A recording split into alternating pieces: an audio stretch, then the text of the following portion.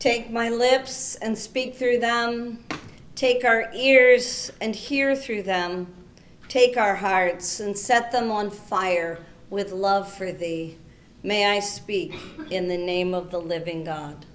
Amen.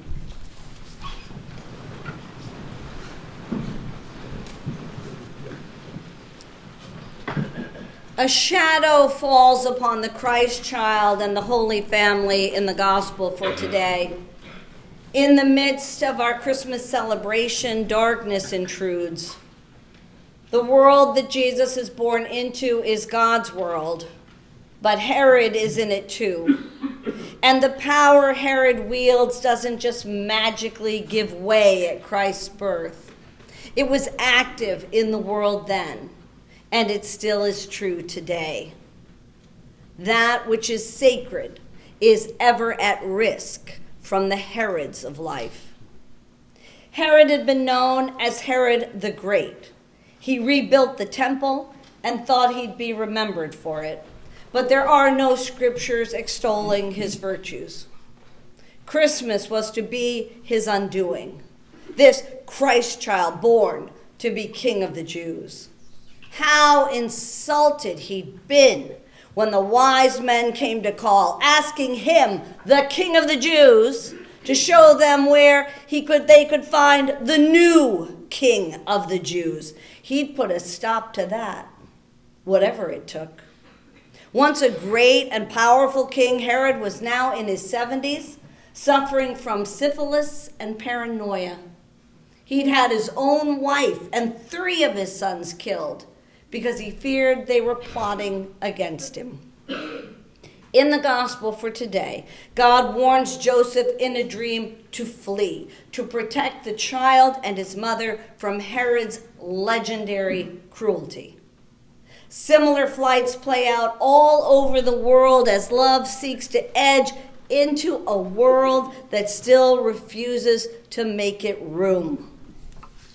A world where, in the words of Episcopal priest Joseph Yu, decisions are made from away and paid for up close. God comes to the aid of Joseph in a dream, just as God comes to the aid of others in flight today in powerful videos we've seen of Roman Catholic cardinals in their red clerical garb facing off against masked ICE agents in black on the steps of their cathedrals. You have no power here, they cry. This is God's house. Get out. Get out. Love came down at Christmas. Love all lovely, love divine. The light shines in the darkness, and the darkness has not overcome it, but neither has the darkness just given way. In some ways, it intensified. It's been wisely said, where the holy is consecrated, evil is concentrated. Jesus was opposed, not only at his death, but at his birth. An angel of the Lord appeared to Joseph in a dream. Get up, take the child and his mother and flee into Egypt and remain there until I tell you, for Herod is about to search for the child to destroy him. Joseph and the Holy Family fled into Egypt to save the child's life, and blessedly Egypt took them in. The divine life comes among us in love, by love, for love, in fragility and vulnerability, comes in need of nurture and protection. We would so not have done it like this. We'd have come not wrapped in swaddling clothes, but in armor. And some of us still try to wrap ourselves in armor, but armor is not God's way. So here we are, warned in a dream to take Mary and Jesus and flee into Egypt to escape Herod. Joseph and the Holy Family took flight. Herod in his rage slew the holy innocents of Bethlehem, any who might be the Christ child, according to the time that he learned from the wise men about when the star had appeared. There is a danger in coming among us as a baby. There is a danger in venturing among us armed only with love and grace and truth.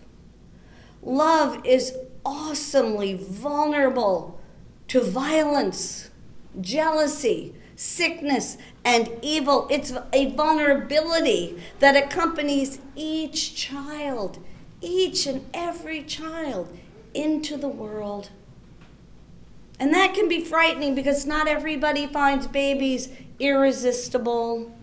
Not everyone wants to shelter them and shield their radiant hope and life and light. Some feel so exposed by that brightness that all they can think of is how to snuff it out so they can be safe in the darkness once more. We all know people like that. People who can't seem to rejoice in someone else's success. People for whom life is a zero-sum game. If you gain, I lose. People who, when someone shares their experience, immediately silence them with their own story of what once happened to them, which is obviously more interesting and important. People who think relationships are about power instead of presence, about control instead of love. People motivated by fear and insecurity. Sometimes we have been these people. Whether what Matthew records about the slaying of male children 2 and under is history or theology dressed up as history, it's in keeping with Herod's character. And Herod is real. Not everyone who comes to the cradle comes in homage. Some come in violence and fear. Some come in addiction and brokenness. And children die. Sin is real. And God's children need to be protected. By Roman Catholic cardinals refusing to give way to the door of God's house. By dreams sent to guard and guide Joseph about how to save this holy child who is now his responsibility. Can you imagine? When Herod died, an angel suddenly appeared to Joseph in a dream in Egypt. Get up, take the child, and go to the land of Israel, for those who were seeking the child's life are dead. But when Joseph heard that Archelaus was ruling in Judea in place of his father Herod, he was afraid to go there. And after being warned again in a dream, he went away to the district of Galilee. There he made his home in a town called Nazareth, so that what had been spoken through the prophets might be fulfilled. He shall be called a Nazarene.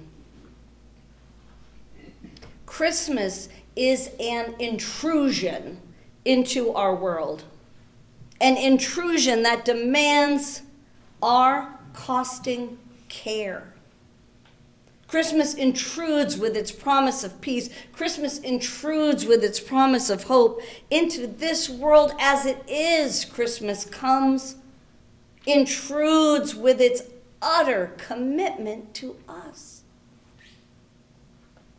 Its utter commitment to us.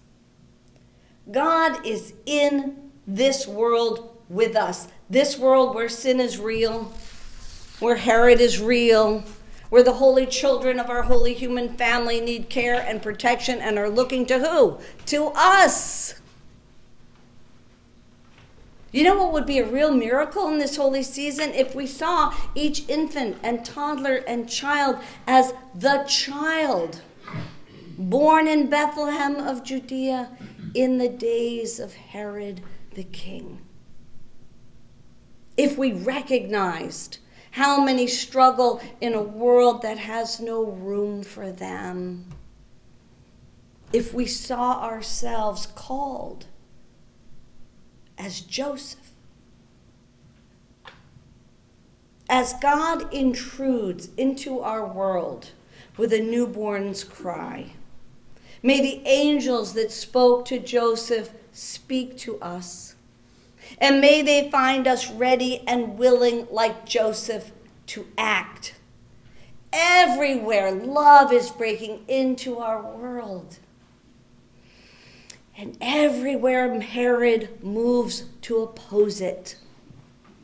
But the battle is already won. Herod did all in his power to undo the power of Christmas. He tried to destroy the Holy Child, and instead we remember Herod only because of the child who lived to love, to serve, to die and rise and reign. Open our hearts, O God, to the message of angels and empower us, like Joseph, to adopt your precious world as our own. Amen. Amen. Amen.